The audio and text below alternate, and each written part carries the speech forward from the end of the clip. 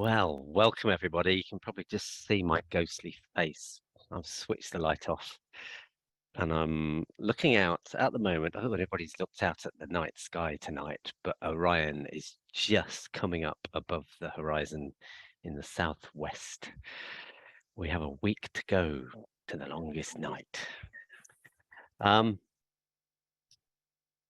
And I just thought it was worth just dropping into the space tonight, and dropping into this December chilly but really clear night. And before we do that, I just thought I'd read a little, just a very small poem from Wendell Berry. Some of you might know, because this time of year, I don't know how many of you are actually staying on with your forest school till it is dark. And tonight it went dark.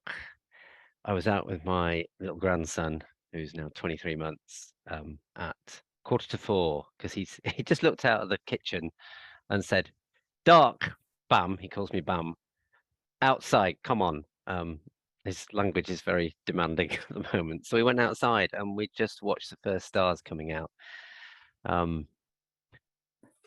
which is just beautiful. And switched the kitchen lights off and all the rest of it. So here's just something to help us land, and then we'll land even more just in this space of lots and lots of dark passport photos in front of us, which we're all used to now after 3 years.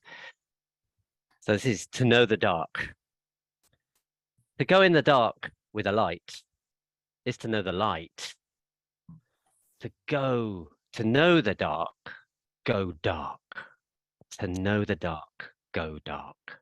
Go without sight, and find that the dark too blooms and sings, and is travelled by dark feet and dark wings.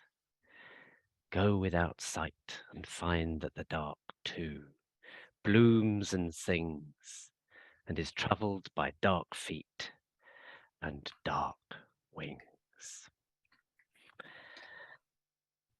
So we're tonight going to land into this time, this December, given that in exactly 7 days, 9:48 next week, we are at winter solstice.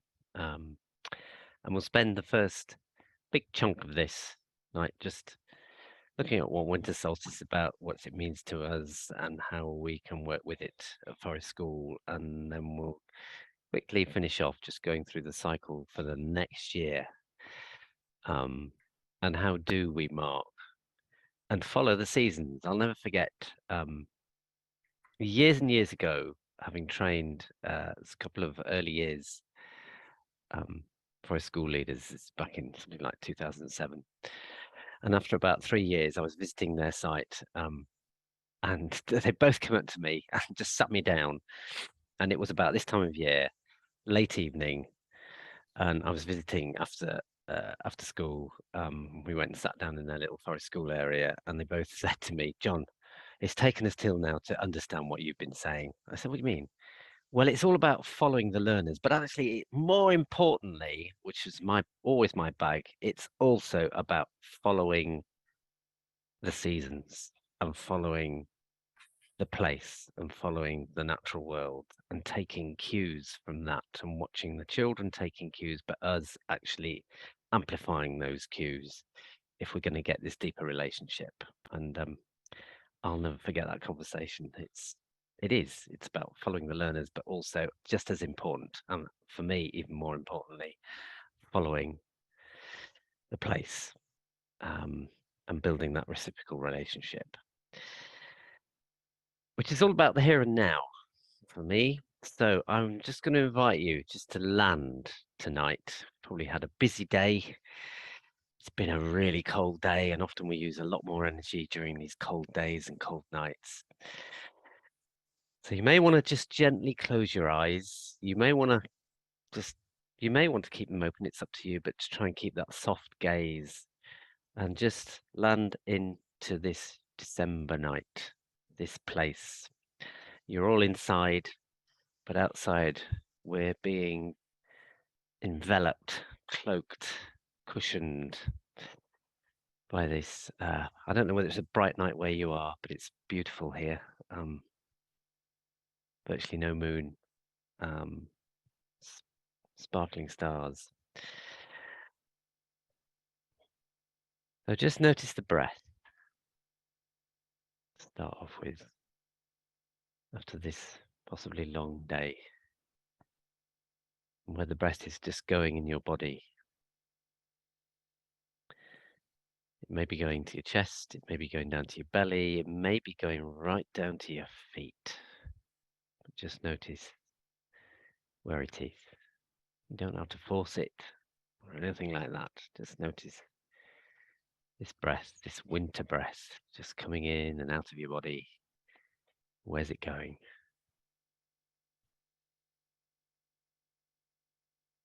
Breath of the north wind that's really cut into us today. That air that's been brought down from the Arctic, that cool, clear air. Just notice where it's going in your body.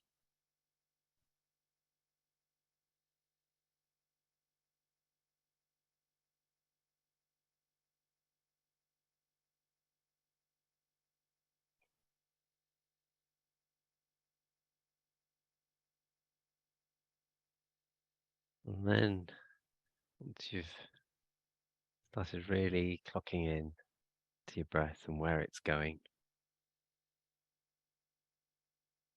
just notice that point of contact.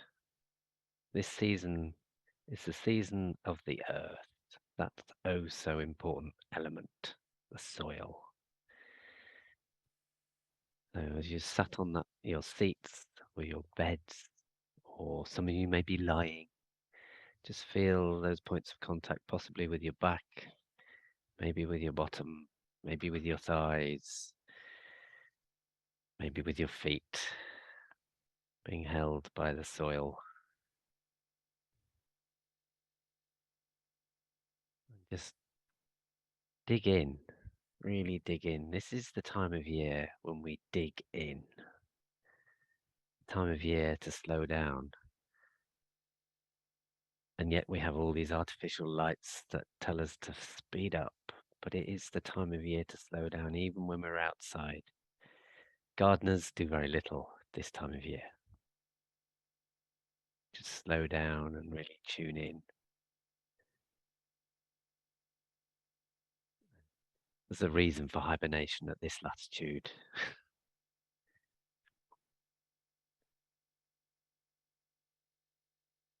And if we're going to be true to our circadian rhythms, we too need to slow down and hunker. It is the time to hunker. So just hunker down into the soil metaphorically. So just feel those points of contact.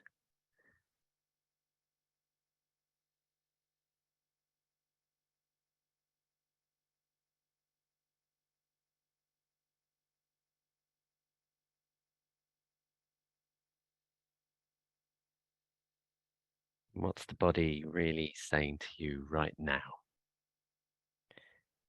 You want to scan it. You've just got those points of contact. You may feel the clothes on your body. You may just want to scan the body and what's it saying in this mid-December eve?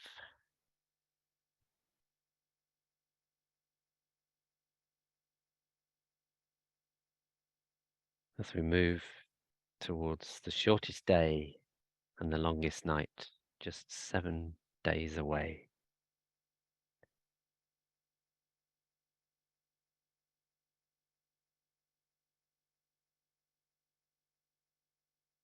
And as we move with the moons and the tides, as well as the sun.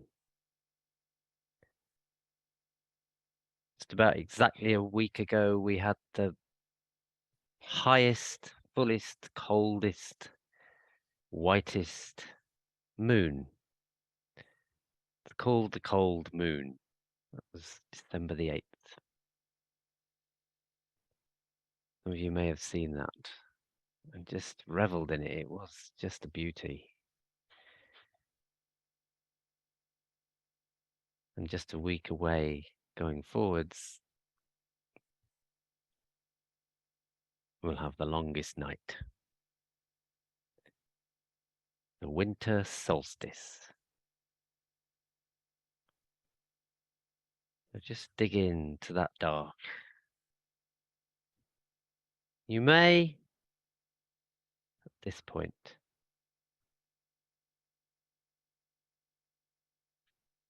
just want to just notice that contact. Gently come back to the screen. And just momentarily, go and turn your light off. Go and turn your lights off. And if you've got a candle with you, I'm going to invite you to light your candle. Or if you've got a low light, if you haven't got a candle, just turn that off. And I've got my Yule log here. Freshly cut oak log from a freshly cut oak tree that we've been doing some work in the wood that I work in. I'm just going to light this just to celebrate Yuletide, which we've taken from the Norse Celtic tradition, if you like. Yule, that's where it comes from. From other traditions, we've got Hanukkah, Solsticium, if you go over to Afghanistan. So just to celebrate this Yule, I thought I'd read you another poem as we just tune in to what this time of year is all about.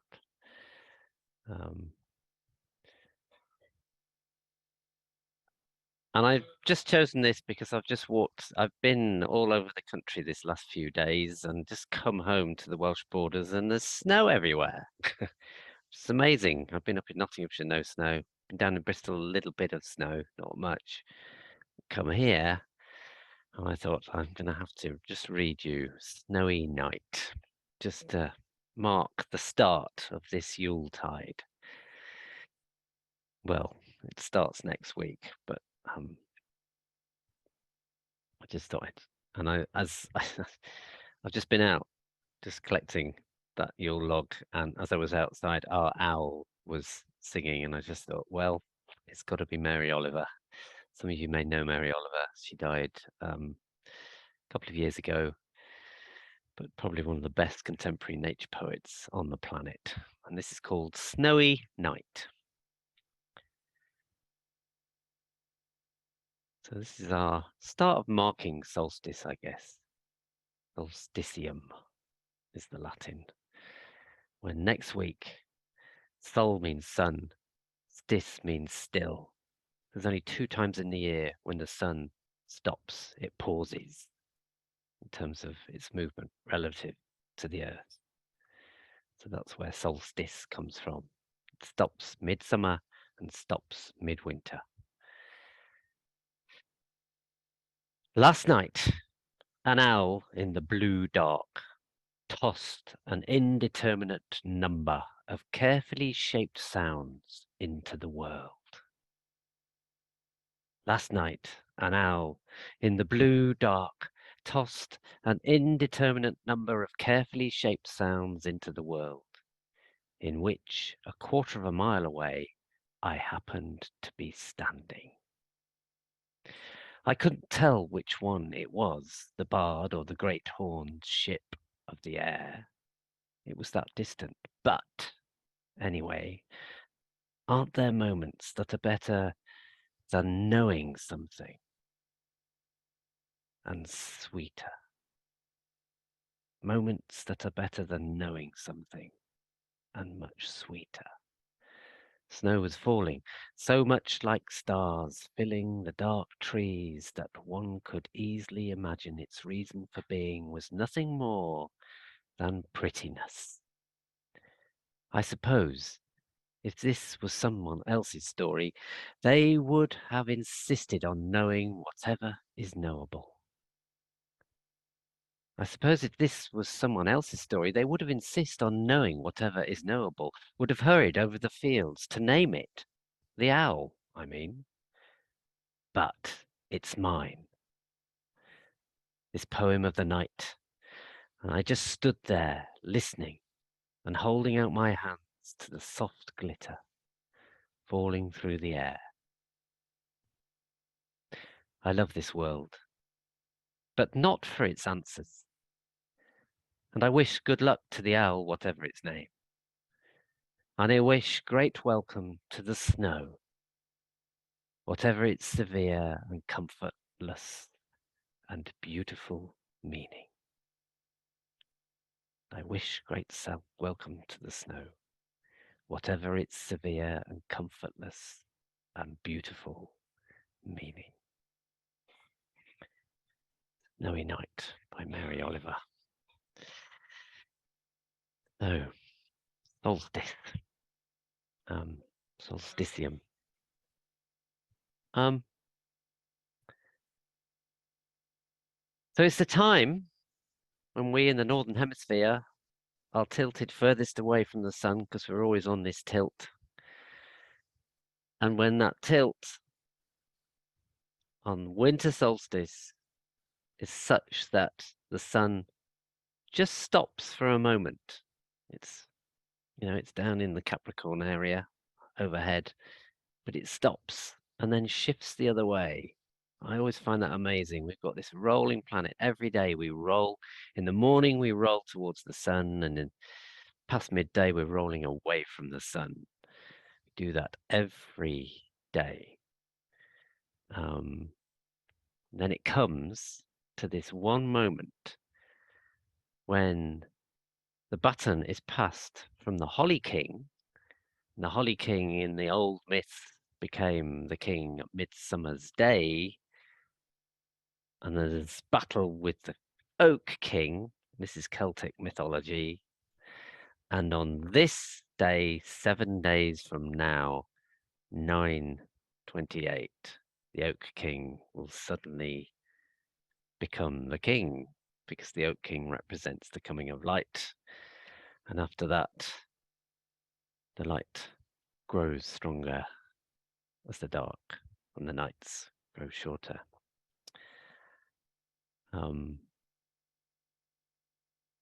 So it's always phenomenal, isn't it? Just knowing that we're on this little planet that's always rolling, either in the morning towards the sun, in the evening away from the sun. But there's just 2 points in the year when it's still. Just a pause. And the winter is about pausing. That's what the whole solstice thing, it's about pausing. All these celebrations. And there are 8 Celtic celebrations as we go through the year to mark the seasons, but also to mark growing times and planting times. And they're always about pausing, just taking stock. And I know with Forest School, when I used to run Forest School regularly, we'd on every one of those occasions, if Forest School was going, either the weeks either side of it, if they're not there, we'd have some bigger pauses to celebrate that. So, and at this time of year, one of the things we do to bring the light in and to celebrate that connection with the world is we decorate our houses. That's where the tree comes from. It's a pre-Christian thing, the Christmas tree. It's part of that marking of this solstice. It's to bring that in and to actually just by candlelight to mark the solstice. And with fire, there's always fire. We put wreaths on our doors. And I suggest to you at Forest School, rather than bringing the decorations in, what is often done in December and through December is dressing trees. I don't know how many dress trees, but certainly at solstice, that's the time to dress a tree, preferably with biodegradable material or stuff that you may be taking down afterwards, just to mark this time of year. Um, and it's holly is the trioum for this time of year, not surprisingly. And because of its red berries and what it brings to this time of year. So often we would find a holly tree to dress, or it may be the oak tree. And sometimes we tell that myth, which is slightly longer than I sort of just dropped in there. I'm going to tell you a little story later. But we'd often dress a tree just to mark this pausing and this true pause that we make in relation to the sun at this time of year. And the same would happen in midsummer. So, with that in mind, as my candle blows and the Yule logs here, I thought it would be quite nice for us just to split into. Matt's going to put into some breakout rooms, having just sort of framed a little bit of the winter solstice, and we'll come back with some more ideas of how you can celebrate it next week, or within the next week. But just to get into some breakout rooms, just to introduce each other, I'm going to ask you. There's two questions to consider. One, what does December really mean for you? For me, it's the winter solstice, but it's also this time when the birds all huddle together. Wrens, for example, you can get up to 46 wrens. They're so small, they often huddle together in one nest, one space. So it's always a time for birds, and it's a time to go out and feed the birds, because the rest of the time they don't need feeding a lot. In fact, if they're fed too much, they get reliant on what we feed them. So it's worth just considering that. So for me, it's always just watching the birds in the garden, because this is when I feed them most, or start feeding them most. That's December for me, big time. Always has been, going back to my childhood. Would always sort of say that. So that's your first question. What does December mean for you, and you particularly in relation to Forest School? And then secondly, what sort of celebrations do you actually partake in, or ways of marking this winter season? And it may not be just winter solstice. It may be around Christmas. It may be around all of that. So just those two questions. What's December mean to you? And what's your way, and how would you, and any ideas, even if you don't, how to mark this with your Forest School groups? Okay, is that okay?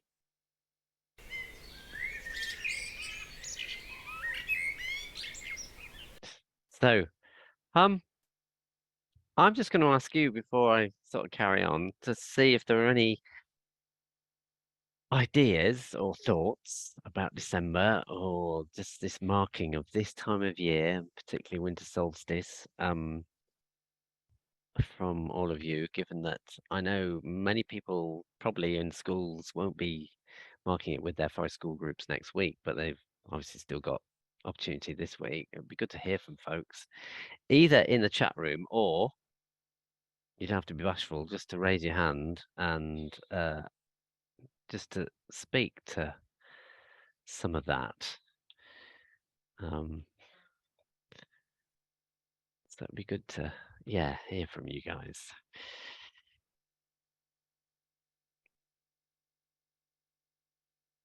So we've Shall I got the, speak? yeah, that would be great. Okay. So my name's Tanya. I'm from Thanks, Bath. Tanya. Yep. You knew my father. Oh, yeah. Oh, you're Yeah. crikey. You're Yes. Yeah. Roger's daughter. Welcome, Yes. welcome. I know. Yes, God. So as I was saying to the ladies in the chat room, which I've never been in before, I've never been in a breakout room before. Oh, okay. I didn't know what that was all about. Right. Sorry. I was saying we made an assumption there, given that Yeah, I I think wasn't the only everybody's one. done Zoom. Yes. So I've been running my business for 12 years. Yeah. And I've come a little bit away from Forest School since the pandemic, Yeah. just slightly. And I have a nature school on a Wednesday, and I do lots of one-to-ones and small groups, either from my home or in their gardens. And I've brought a lot more Steiner education into it. So Uh-huh. the thing that we have just been doing, which is the absolute highlight of the whole year, is the Advent spiral, and it can Right. be done inside or outside, and it is magical. So that is putting an evergreen spiral on the ground, Yeah. quite big, and then in the center you want a log with a big candle on it, lit, maybe with some crystals or some fruits and some berries and things like that, whatever's in the, you know, hedgerow at the moment.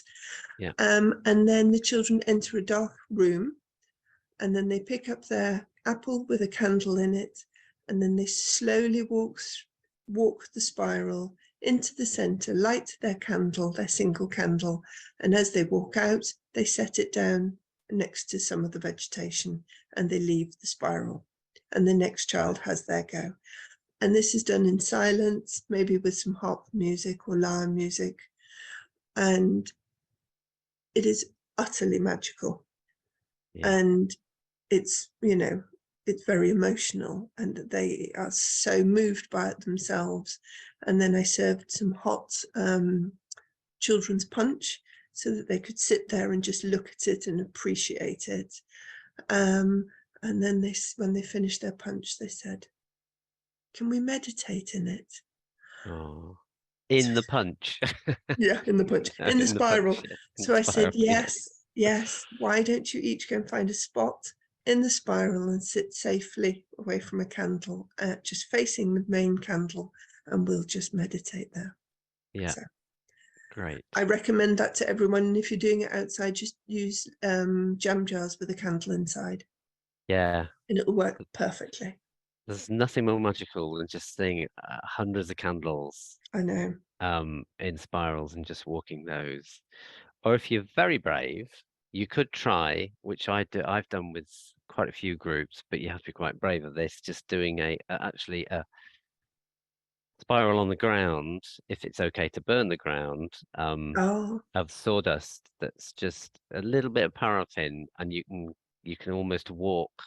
That's how we gosh, traditionally did this. We walk the spirals and we walk into the center, leave something in the center. You often leave something. I don't know whether you in your spiral leave something for the ancestors before you go in, because it's always the time of year when you leave something for the ancestors, yes, and then you leave an intentional thing in the middle, and then you come out the other end. So it can be as complicated or as simple as you like. yes. Totally, You're really. leaving a candle on the way out. So you leave a candle on the way Yeah, out, but you put something. Often there's maybe a fire, because at forest school often there's a fire. So you'll leave, and this is what I'm going to do with you later, a token of, or something that symbolizes what you're taking into the winter yeah. that's going to come out into spring. So they may write something, Okay. or there may be a picture or something that is left in the middle.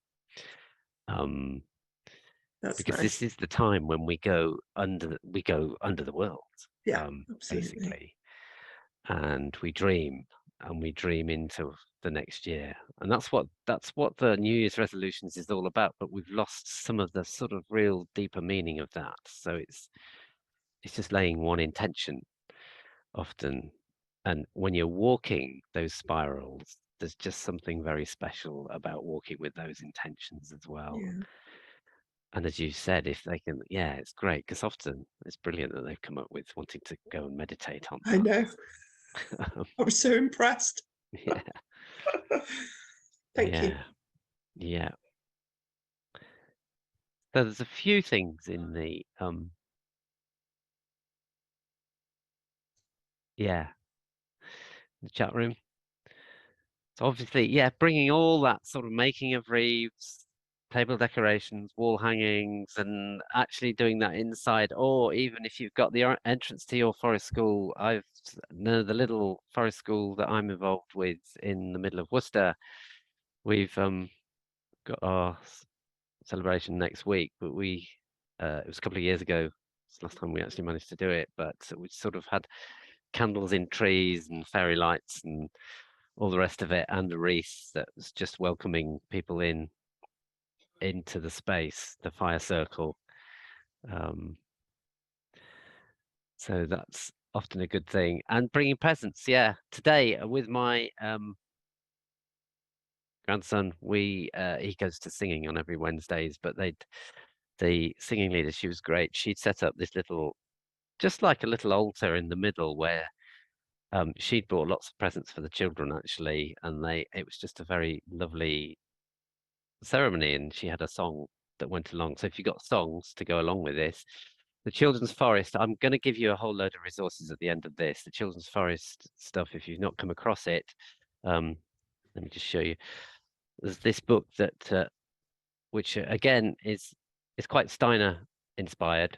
If you haven't come across it, it's brilliant. It's stories and songs, wild food, crafts, celebrations year round, and it is following the 8 celebrations through the year.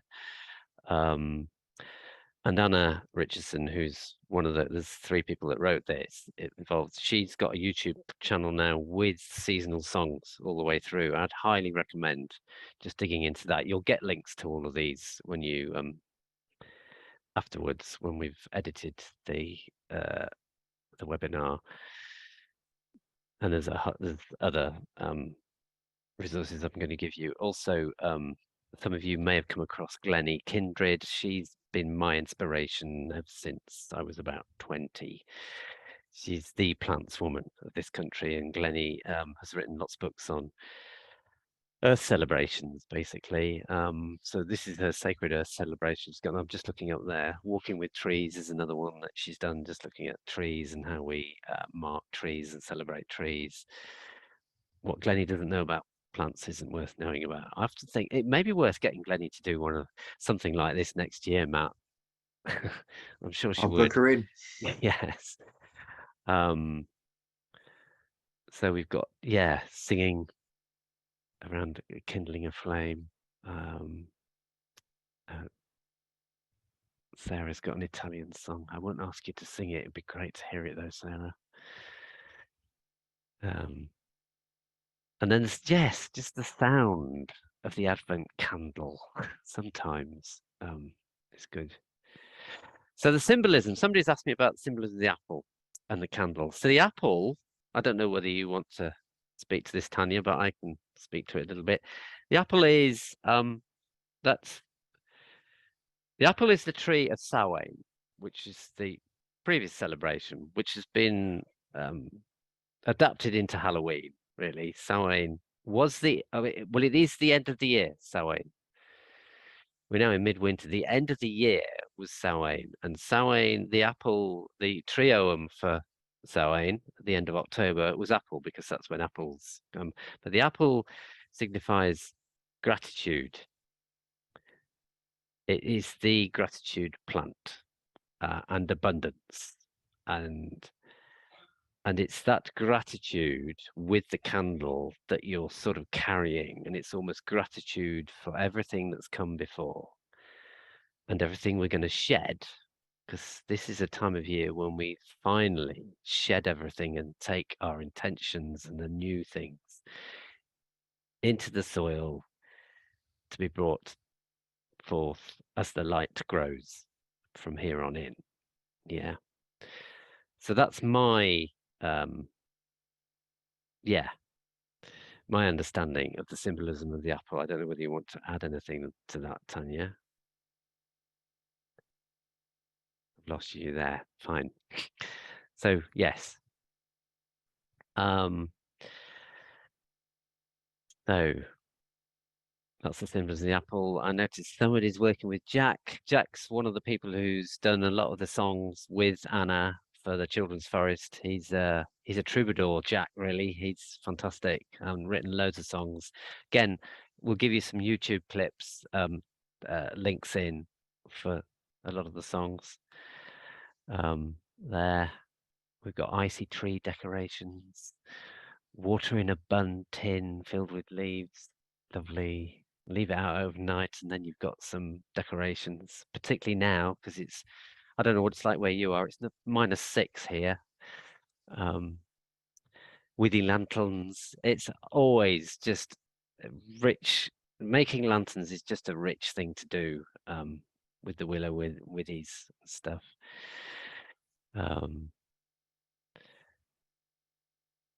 And Shirley's talked about tree dressings. Yeah. So if you can just dress the tree with it's even better when you can actually make things out of ice and dress the tree with a load of ice baubles that have possibly got just natural objects in them. It's quite a magical thing to do, and particularly as we're going to have this ice over the next week or so. It seems this cold is going to stay with us. I'd highly recommend it. Candles made from half walnut shells, making whistles, giving gratitude. So walnut shells are great because they float, and if you fill them with beeswax, you can easily get beeswax off the internet. And just melt it and then fill the walnut with some little wicks, and you can buy wicks very easily. And we've made hundreds and hundreds of walnut candles in the past, and just floated them in bowls. Or you can just place them on Yule logs or wherever. So they're great things to do to prepare for something like a solstice celebration. Very easy to do, and it's walnut time of year.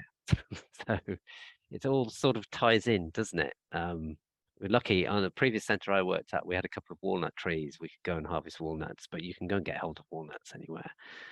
And they just break into two halves fairly easily. And then you just fill the half with beeswax and a little wick, and away you go. That's great. Anybody else want to say anything before I move on in terms of what you might have shared in those little groups? Okay. So I'm just going to share slides with you. So I'm just going to shut down the chat. So can everybody see that? Yeah? Is that okay? Great. I'm just going to actually let me so I'm going to go to the rest of the year, and we're going to come back to solstice, to winter solstice. So just to go through, we have throughout Europe, really, this Celtic tradition that's come from Greece, that's come from Germany, it's come from France, it's come from Scandinavia, it's come from Ireland, it's come from Scotland, and it's in England, and it's in Wales, it's in Spain. I was over in Spain in September. I missed the conference this year because I was wolf tracking, but was talking to the wolf trackers there, and they celebrate in very similar ways that we do here because they've got a rich Celtic tradition in Spain. So people often, when they think of the Celtic year, we often default to Wales, Scotland, or Ireland. Actually, it's a European thing that we're building on in terms of just marking the seasons in this very deep way. And for me, it's sort of also mirroring us as humans and mirroring our natural circadian rhythms in terms of the way this goes. So we've got these 8.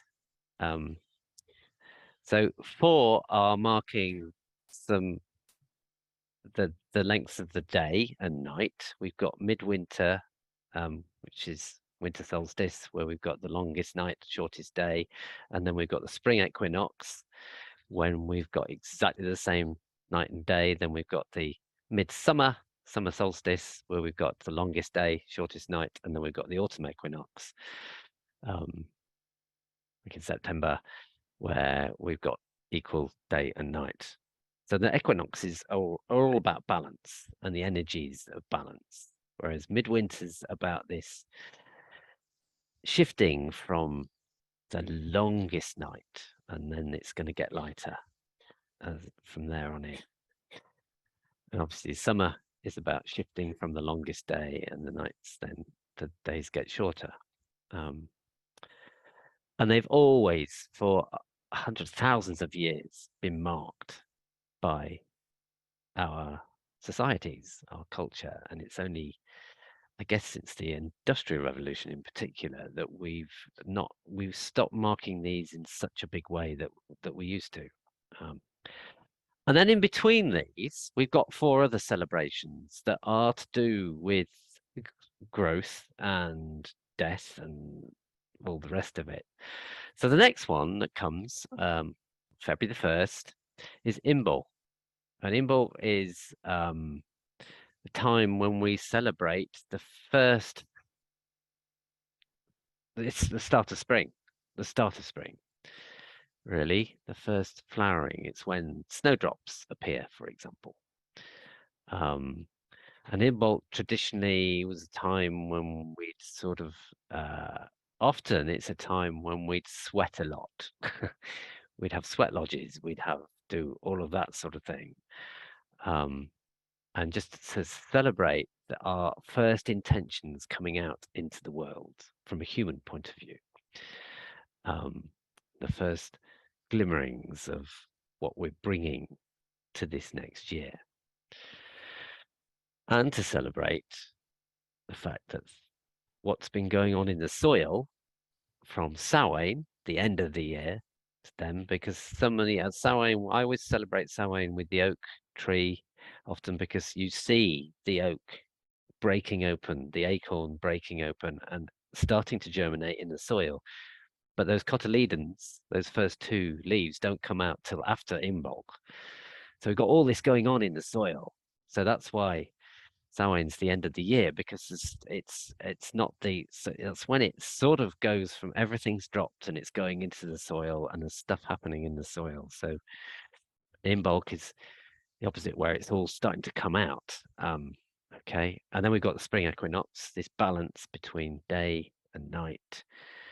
And it is particularly that time of year when that's celebrated. And then we've got Beltane, which is May the 1st, often May Day, which is really celebrating the middle of spring and all that fecund flowering and all, and often in human tradition, it was celebrating sex, I guess, in a big way. Lots of frolicking, lots of drinking, lots of dancing, loads of dancing. That's where the maypole dancing comes in and all the rest of it. And then we go to midsummer solstice, which is really, really a lot more about the sun. And there's fires on each of these. There's always fire accompanying this and just celebrating the elements. So this is fire. Whereas midwinter, where we are, it's going down into the soil. Air is often, so there's lots of kite flying and things like that on spring equinox, because we're celebrating air.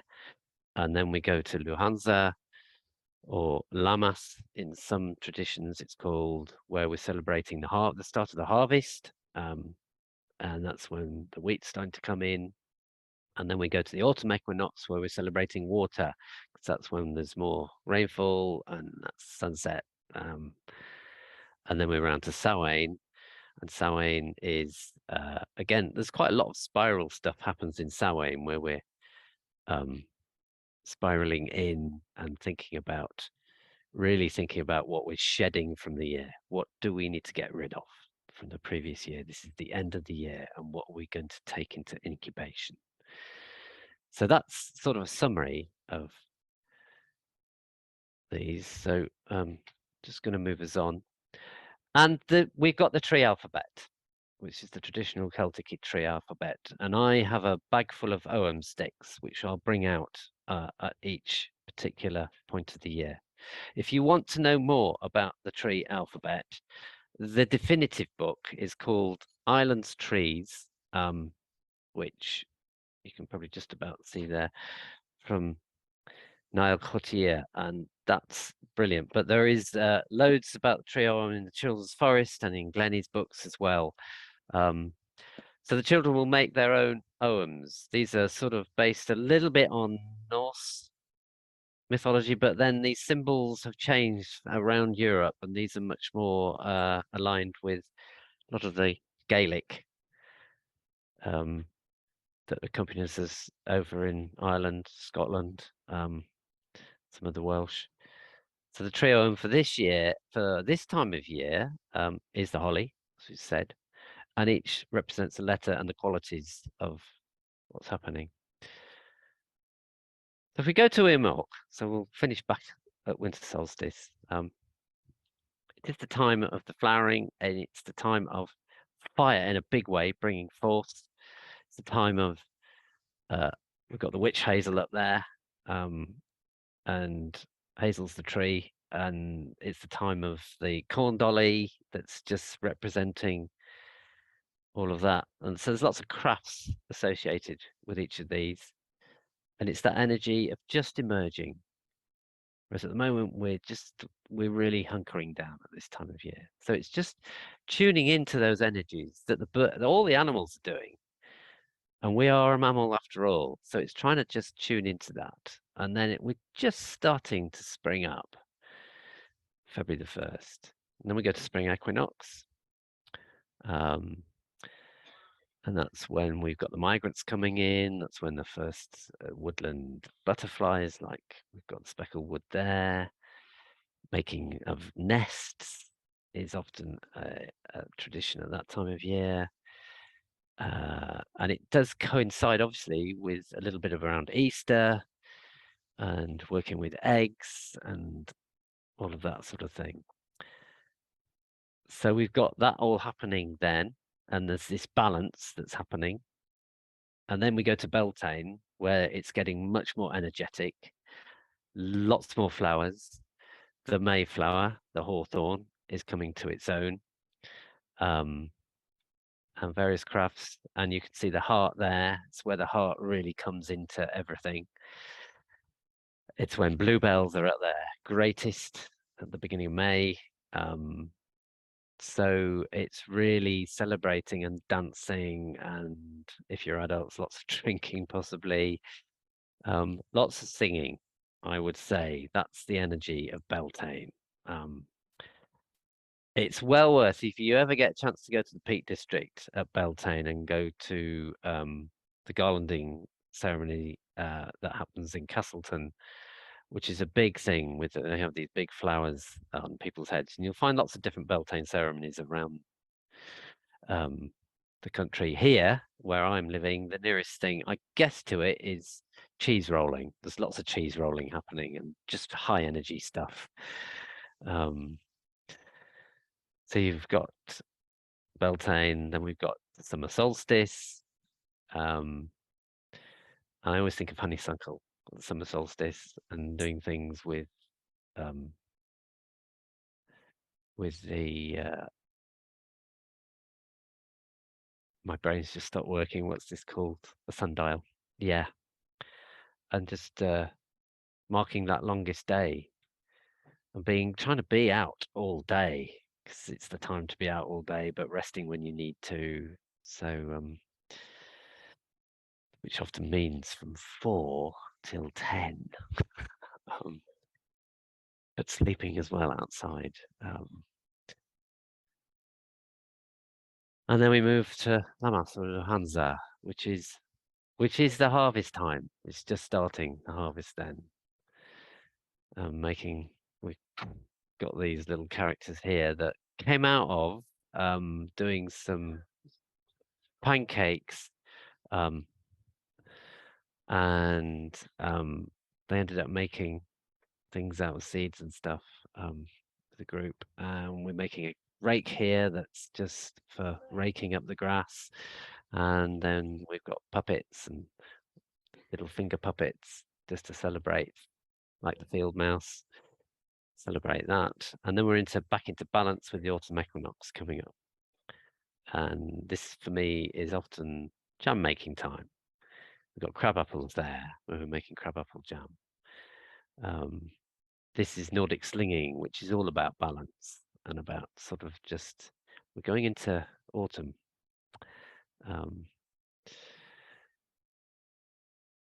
And Samhain, and you can see here another sort of spiral coming in with candles with the fire in the middle, just walking round, coming back out.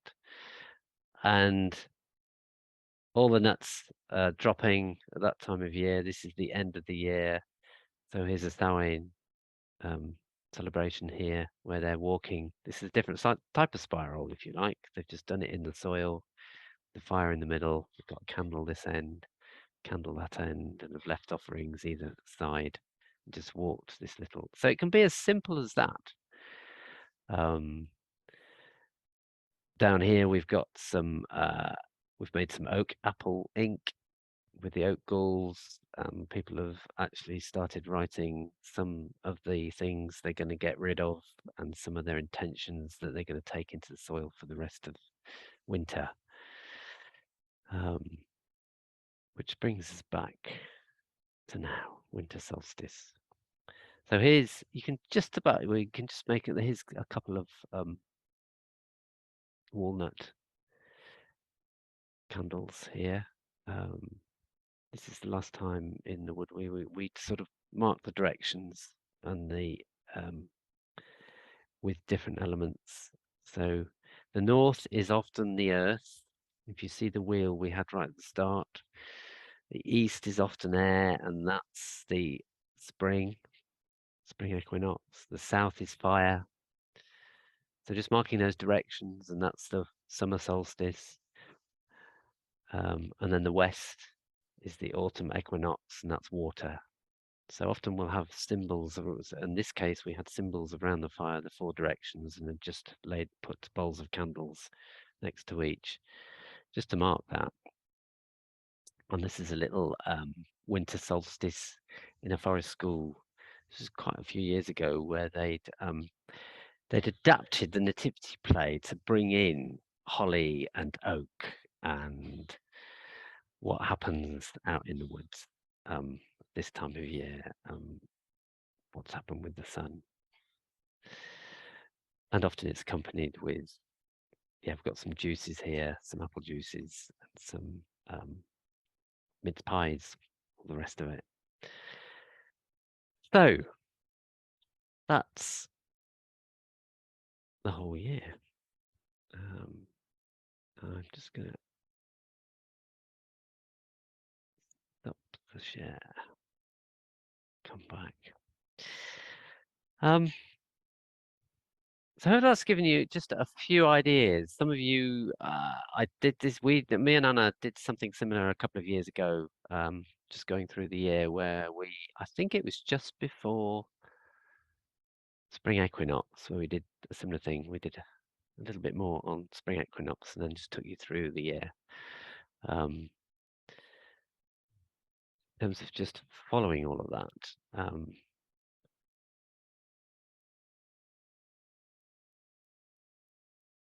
So I thought I'd finish with a couple of little stories.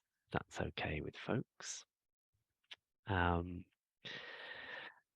as I said, we'll send some resources to you afterwards, which hopefully you'll be able to key into other things, including, and I'd highly recommend this, there's this woman up in Sheffield, Charlie Crump, some of you may know her, who runs Fox Learning. So Charlie, every in-bulk, she starts off, and it's up, her website will be up. She does do this whole online through the whole year, looking at celebrations, taking people through the moon cycles, as well as the Celtic celebrations. So I'd highly recommend that. Charlie's great. So we'll put that also up with all the resources. We're going to finish with a story. So you may want to dim the lights, relight your candle if it's gone out. And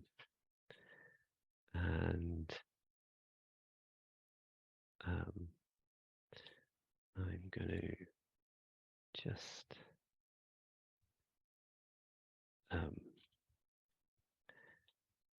actually, I'm going to start off with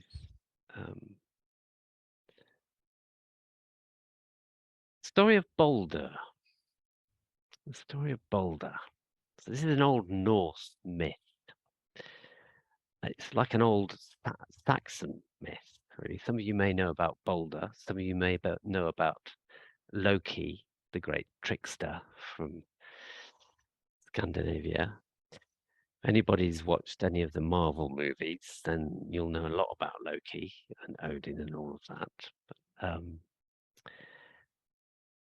this is the story of Balder, and it's a particular story about, let me just see if I can find it, this particular plant.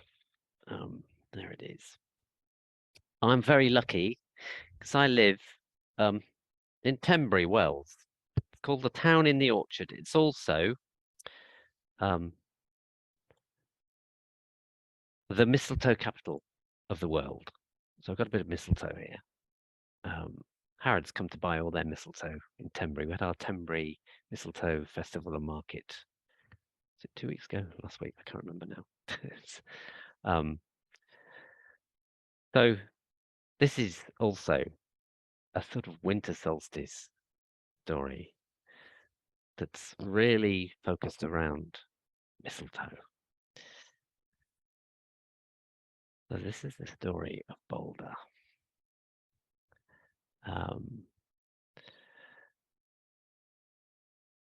Balder was son of Frigg, that great Norse goddess. And Balder was the brightest sun that any god or goddess had had. The god being Odin. He was the brightest light.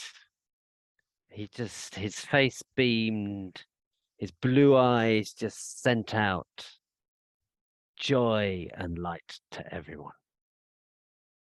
However, when Balder began to have dreams of his death, Frigg decided she would go around everything in the world, all the more than human things in the world, to secure from each of them an oath not to harm her son, for fear of losing the light. Now, confident in Balder's invincibility, the gods amused themselves by throwing weapons and any random thing they could find at Balder and watching them bounce off him, leaving him utterly unscathed. However, Loki, the guileful trickster of the gods, Loki, the one who could shapeshift, sensed an opportunity for mischief, like all tricksters. He inquired of Frigg whether she had overlooked anything whatsoever in her quest to obtain all the oaths of all the things in the world. And she casually answered that she had a thought that maybe the mistletoe was too small and harmless a thing to bother asking for such a promise. Loki decided, and he rubbed his hand to make a spear from the mistletoe. And he convinced the blind god Hodder. Hodder was Balder's brother. He had convinced the blind god Hodder to throw it at Balder, and the projectile pierced the god of Balder, and he fell down, dead. The anguished gods, they ordained that one of them should go into the underworld. And this was at the time of midwinter, to see if there was any way Balder could be retrieved from the clutches of the death goddess Hel. Haldir, sometimes she's called. Hermod, another one of Odin's sons. Hermod agreed to make this journey, and mounting Odin's steed, Sleipnir, he rode down the world tree being the ash tree, the tree of the world, until he came down, dark into the damp roots, wherein lies Hel's abode. When he arrived, he found his brother, pale and grim, sitting in the seat of honor next to Hel. And Hermod implored the goddess to release Balder. And after much persuasion, she replied that she would give him up if, and only if, everything in the world would weep for Balder. To prove, in other words, that he was as universally beloved as Hermod claimed. And indeed, the whole world did indeed weep for the generous son of Odin. All that is, save one creature, a giantess called Puck. And Puck, generally assumed to be Loki in disguise, she callously refused to perform the act that would secure Baldur's return, and so Baldur was doomed to remain with Hel in her joyless realm. But eventually, the light did come back, and that's a whole other story. So, that's my tale of this time of year, an old Norse myth. And if you have got mistletoe, I'd highly recommend just delving a bit deeper into Baldur and Hodder and Hel. There's many interpretations of the goddess Hel. She comes up in Germanic folk tales as Haldir, as being the one that holds the death, but also the one that holds the light. So it's worth just diving into some of this a bit more. So I thought, seeing as after next Wednesday night, the light is going to get longer, I'd finish off with a little tale about how Grandmother Spider stole the sun. Do you want one more tale? Just to finish off. Often this is a good one to tell at this time. Just because we know the light is going to get longer. So this is a tale actually from, it's a Native American tale that Michael Caduco has got in his books called Earth Tales. And I know he got permission, and I'm actually speaking to a First Nations people permission to tell this. And this is probably, some of you may know it. It's how Grandmother Spider stole the sun. So there has been permissions. You have to always be careful with some of these traditional tales, whether they have been, just how sacred are they to them, and whether they can be told. So I know the Loki tale is something that's well known throughout the Celtic world. The Baldur one. So, how Grandmother Spider stole the sun, and how the days got longer. When the earth was first made, there was no light. It was very hard for the animals and the people in the darkness. And finally, the animals decided to do something about it. I've heard there's something called the sun, said the big mammal. The mammal that normally is asleep through the whole winter, that big hairy mammal, the bear.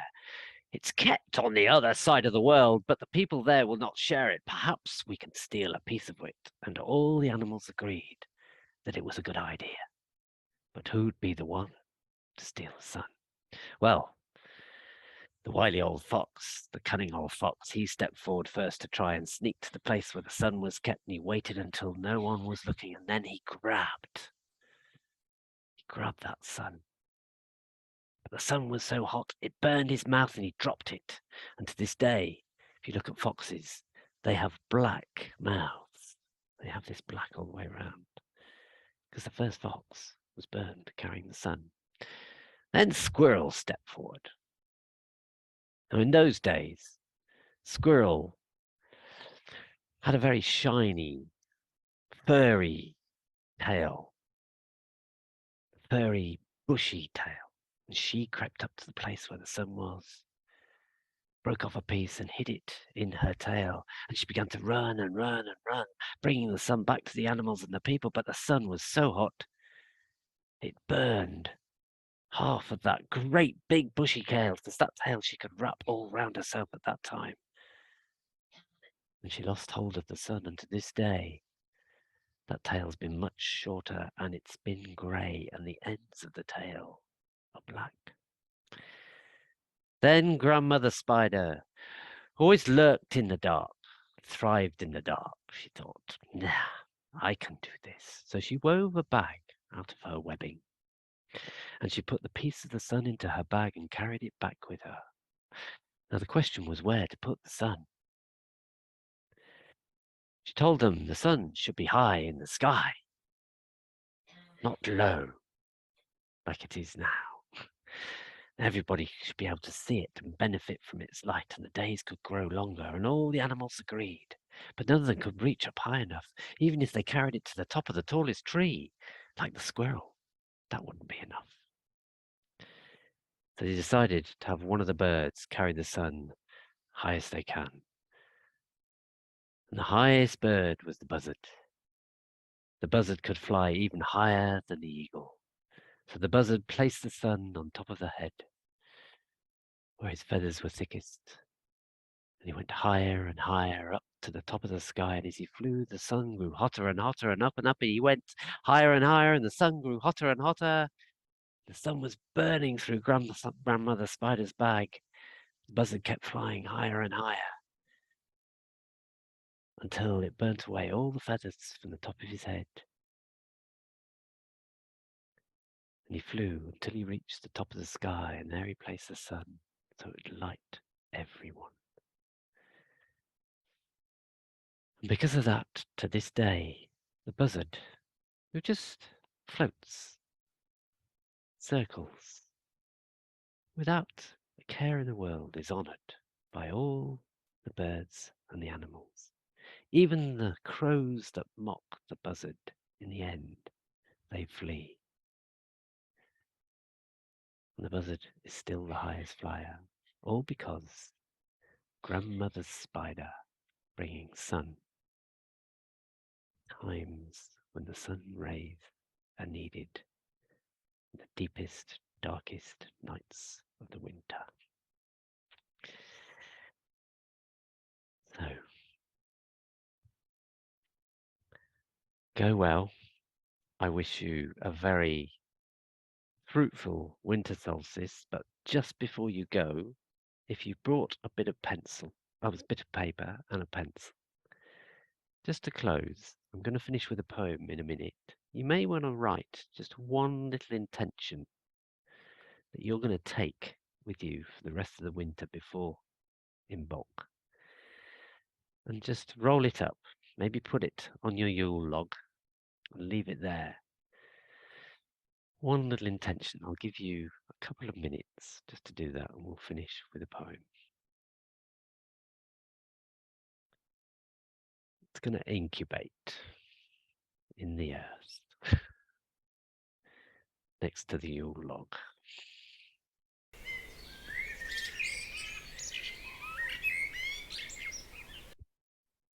You may, when it comes to Imbolc, if you've written an intention and put it next to your log, I've done one just before you get to Imbolc, you may want to just remind yourself of that intention. But hopefully just take it into your dreamings through the winter. Sit with it. Let it manifest. May well be also your New Year's resolution. I'm going to finish with a very light poem from Susan Cooper about winter solstice. And we'll probably see you next year. So this is called The Shortest Day. So the shortest day came, and the year died, and everywhere down the centuries of the snow-white world came people singing, dancing, to drive the dark away. They lit candles in the winter trees, they hung their homes with evergreen, they burned beseeching fires all night long to keep the year alive. And when the New Year's sunshine blazed awake, they shouted, reveling. Through all the frosty ages, you can hear them echoing behind us. Listen. Listen to the night. As long as the long echoes sing the same delight. This shortest day, as promise wakens in the sleeping land, they carol, they feast, give thanks, and dearly love their friend, and hope for peace, and so do we here and now this year and every year. Welcome, Yule. So, go well.